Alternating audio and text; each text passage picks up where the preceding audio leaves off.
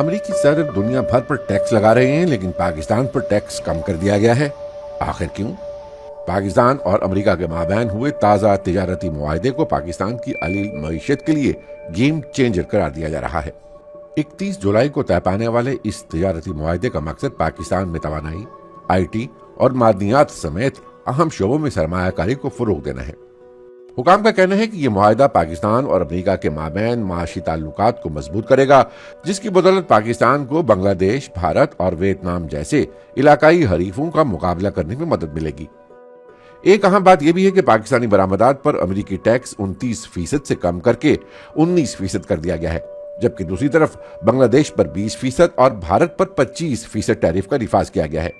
امریکی صدر کا کہنا ہے کہ نئے محصولات کا مقصد دراصل غیر منصفانہ تجارتی عدم توازن کو درست کرنا اور امریکہ کے اقتصادی و قومی مفادات کا تحفظ یقینی بنانا ہے۔